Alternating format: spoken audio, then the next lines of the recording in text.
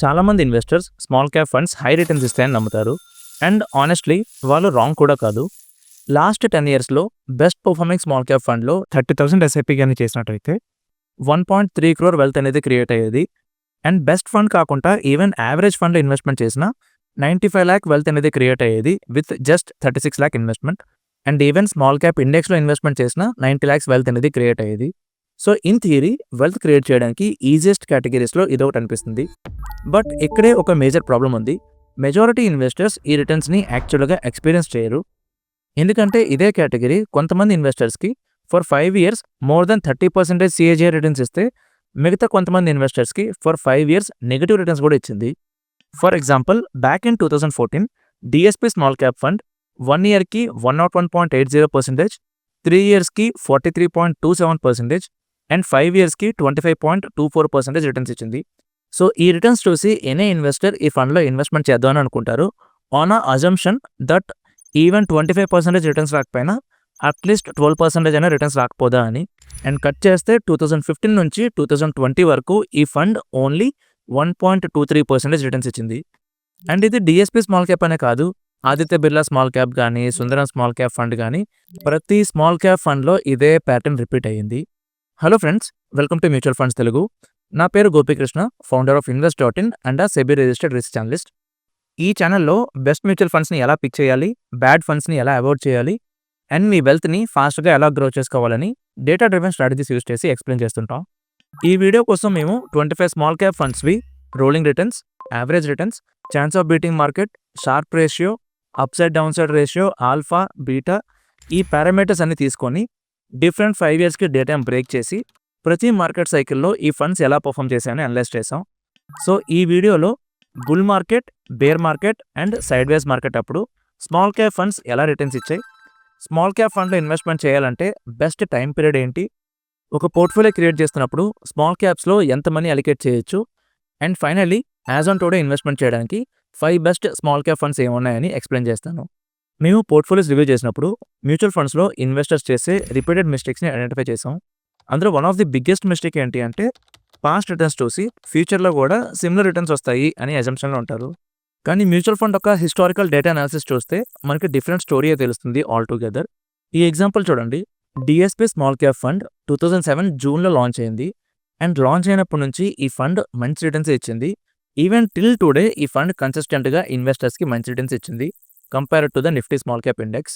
So ఇప్పుడు మనం ఈ ఫండ్ ఒక డేటాని డిఫరెంట్ 5 ఇయర్స్కి బ్రేక్ చేసి చూద్దాం దట్ ఈ ఫండ్ ఎలా పర్ఫామ్ చేసింది అని. బ్యాక్ ఇన్ 2009 ఈ ఫండ్ సింగిల్ ఇయర్లో 115% రిటర్న్స్ ఇచ్చింది. అండ్ ఇంత రిటర్న్స్ వచ్చాక ఆబ్వియస్లీ ఈ ఫండ్ యావరేజ్ రిటర్న్స్ చాలా బాగుంటాయి. అండ్ ఎనీ ఇన్వెస్టర్ ఈ ఫండ్లో ఇన్వెస్ట్మెంట్ చేద్దాం అనుకుంటారు తప్ప ఈ ఫండ్ని అవాయిడ్ చేయాలనుకోరు. సో ఎంటైర్ 2009లో ఈ ఫండ్ 115% రిటర్న్స్ ఇచ్చింది కాబట్టి యాజ్ ఎ ఇన్వెస్టర్ 2010 నుంచి ఇన్వెస్ట్మెంట్ స్టార్ట్ చేస్తారు. సో 2010 జనవరి నుంచి 2014 డిసెంబర్ ఈ 5 ఇయర్స్ టైం పీరియడ్కి ఈ ఫండ్లో ఇన్వెస్ట్మెంట్ చేస్తుంటే 31.96% సిఏజీఆర్ రిటర్న్స్ వచ్చేవి. ఇక్కడ నేను అనాలిసిస్కి రెగ్యులర్ ఫండ్ రిటర్న్స్ చూపిస్తున్నాను. అదే డైరెక్ట్ ఫండ్ అయి ఉంటే ఆల్మోస్ట్ 32% రిటర్న్స్ వచ్చేవి, విచ్ ఈస్ వెరీ గ్రేట్. ఎందుకంటే 15 కాదు, 20 కాదు, ఆల్మోస్ట్ 32% రిటర్న్స్ వచ్చాయి. బట్ ఇది ఎవ్రీ టైం జరగదు. ఎందుకంటే 2014 ఇయర్లో కూడా DSP small cap fund 101% returns ఇచ్చింది. సో ఫార్చునేట్లీ ఆ ఇయర్లో రిటర్న్స్ చాలా బాగా వచ్చాయి కాబట్టి నెక్స్ట్ 5 ఇయర్స్కి ఈ fund more than 30% CAGR returns ఇచ్చింది. బట్ ఇదే ఫండ్లో 2014లో రిటర్న్స్ చూసి 2015 నుంచి ఇన్వెస్ట్మెంట్ స్టార్ట్ చేస్తే for the next 5 years just 1.23% returns మాత్రమే వచ్చేవి. And the same way 2011 to 15 returns చూసి 2016 నుంచి ఇన్వెస్ట్మెంట్ స్టార్ట్ చేస్తే for the next 5 years less than 10% returns వచ్చేవి, which is 9.90. So simply speaking 2015 నుంచి till 2020 December for almost 6 years DSP small cap ఫండ్లో single digit నెంబర్సే ఉన్నాయి. And the same thing Aditya Birla small క్యాప్లో కూడా జరిగింది. Back in 2014 Aditya Birla small cap single ఇయర్లో 66% returns ఇచ్చింది. అండ్ ఈ రిటర్న్స్ చూసి నెక్స్ట్ 5 ఇయర్స్కి ఈ ఫండ్లో ఇన్వెస్ట్మెంట్ చేస్తే -0.71% రిటర్న్స్ వచ్చేవి. And the same way 2016 to 20 ఈ ఫండ్ 4.29% రిటర్న్స్ ఇచ్చింది. సో ఈ ఫండ్ ఎగ్జాంపుల్ చూస్తే even for 5 years time period small క్యాప్స్లో నెగిటివ్ రిటర్న్స్ రావడానికి కూడా ఛాన్స్ ఉందని అర్థమవుతుంది. ఇవి SIP returns, which means market fall అయినప్పుడు కానీ లేదా మార్కెట్ సైడ్ వేస్ ఉన్నప్పుడు కానీ యూనిట్స్ యావరేజ్ అవుతాయి. దానివల్ల మనకి కొంచెం అడ్వాంటేజ్ క్రియేట్ అయ్యి రిటర్న్స్ కొంచెం బాగా అనిపిస్తున్నాయి. బట్ అదే లంప్ సమ్ ఇన్వెస్ట్‌మెంట్ రిటర్న్స్ గాని చూసినట్టయితే ఆ రిటర్న్స్ ఇంకా తక్కువుంటాయి. And the same way Sundaram small cap 2014లో 108% రిటర్న్స్ ఇచ్చింది. And for the next 5 years 2015-2019 -2.02% returns ఇచ్చింది.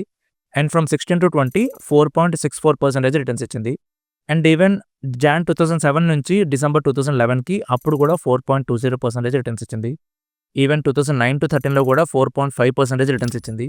సో ఈ ఫండ్స్ డేటా చూస్తే మనకు అర్థమైన థింగ్ ఏంటి అంటే for 5 years time period small క్యాప్స్‌లో ఫిక్స్డ్ డిపాజిట్ రిటర్న్స్ కూడా రాకపోవడానికి ఛాన్స్ ఉంటుంది. అండ్ కొన్నిసార్లు నెగెటివ్ రిటర్న్స్ కూడా రావచ్చు అని.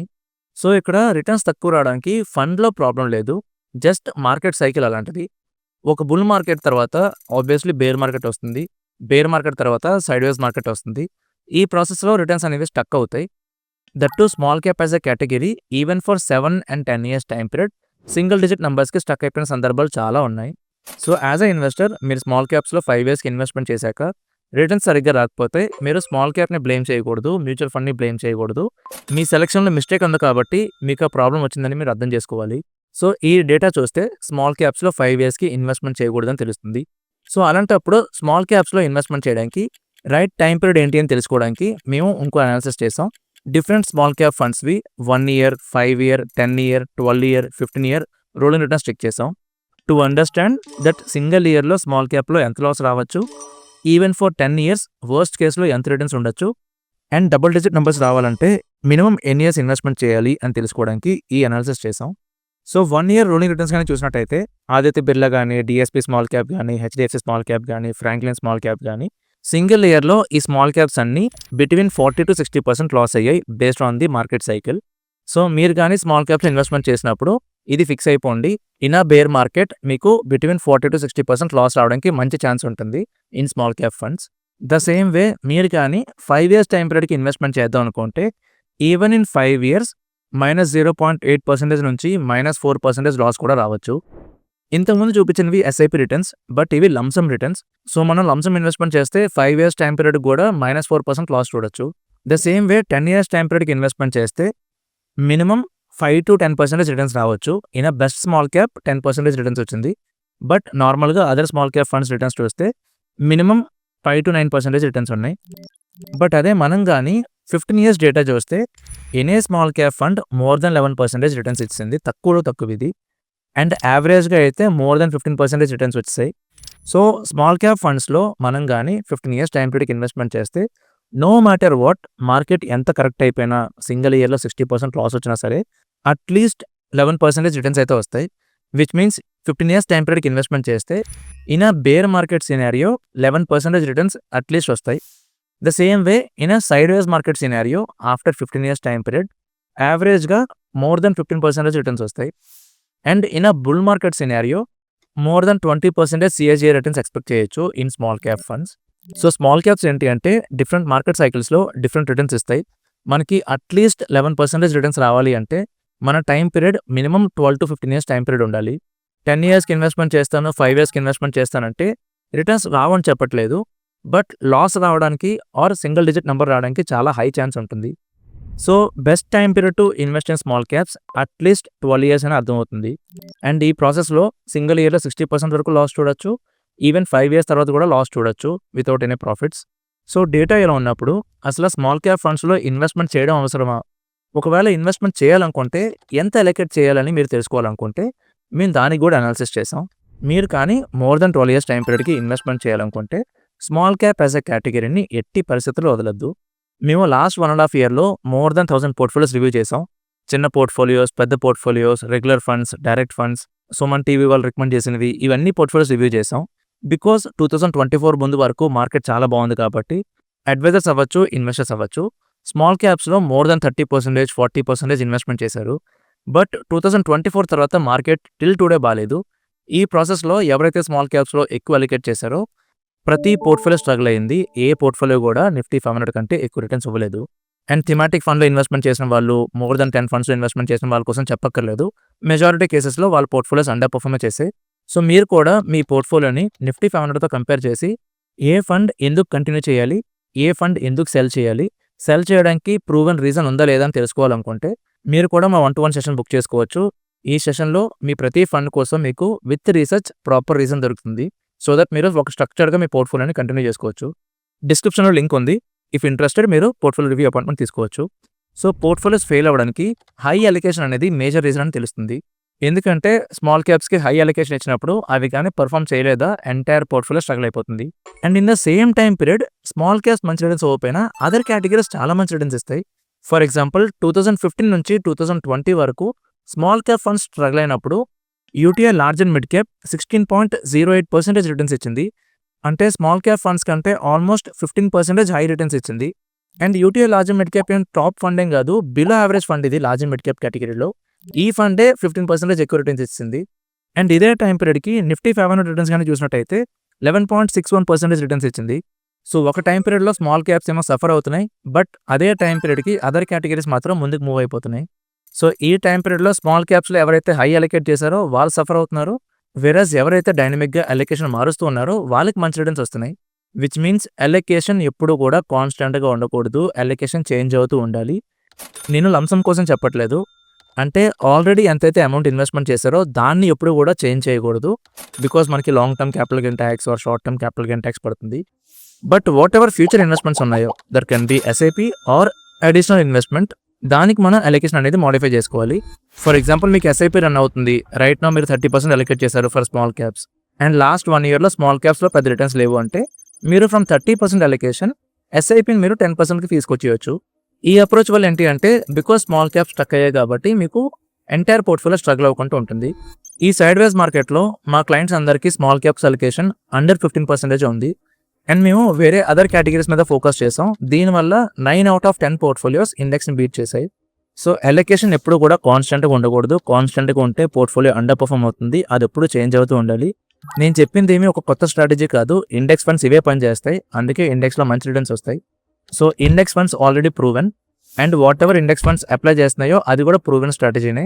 సేమ్ స్ట్రాటజీ మన పోర్ట్ఫోలియోకి అప్లై చేసుకుంటే ఆబ్వియస్లీ మంచి రిటర్న్స్ వస్తాయి మనకి. సో ఎప్పుడు కూడా సేమ్ అలొకేషన్ ఉంచొద్దు, అలొకేషన్ మారుస్తూ ఉంచండి. రిటర్న్స్ మంచిగా వస్తున్నాయంటే 100% అలొకేషన్కి వెళ్ళిపోండి, ఎవరు అడగరు. బట్ రిటర్న్స్ మంచిగా లేవంటే మాత్రం అలొకేషన్ తగ్గించుకోండి. సో దట్ పోర్ట్ఫోలియో రిటర్న్స్ అనేవి బాగుంటాయి. అదర్ కేటగిరీస్ మీద ఫోకస్ చేసుకుంటే టైంలో. సో టు సమ్మరైజ్, మీకు స్మాల్ క్యాప్స్లో ఎంత రిటర్న్స్ వస్తాయి, స్మాల్ క్యాప్స్లో ఎన్ని ఇయర్స్కి ఇన్వెస్ట్మెంట్ చేయాలి అండ్ ఎంత అలొకేట్ చేయాలని క్లారిటీగా అర్థమైంది అనుకుంటాను. ఈ పాయింట్స్ మీద మీకు ఏమైనా డౌట్స్ ఉంటే మీరు కింద కమెంట్ సెక్షన్లో అడగచ్చు, మేము మోస్ట్లీ రిప్లై అవ్వడానికి ట్రై చేస్తాం. And now for the next 15 years time period 5 best small cap funds ఏవో మనం చూద్దాం. బట్ బిఫోర్ దట్ ఒక పాయింట్ గుర్తుపెట్టుకోండి, మా ఛానల్లో మేము 5 ఫండ్స్ చెప్తున్నాం, వేరే ప్లాట్ఫామ్స్లో మీరు ఇంకో 5 ఫండ్స్ చూడొచ్చు, అదర్ వీడియోలో ఇంకో 5 ఫండ్స్ చూడొచ్చు. No matter how great the 5 funds are, మీకు ఎప్పుడు కూడా 5 ఫండ్స్ అవసరం లేదు.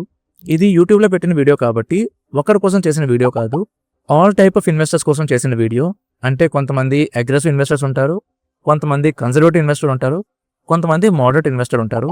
సో వాళ్ళందరికీ తగ్గట్టు ఈ 5 ఫండ్స్ని డిజైన్ చేసాం.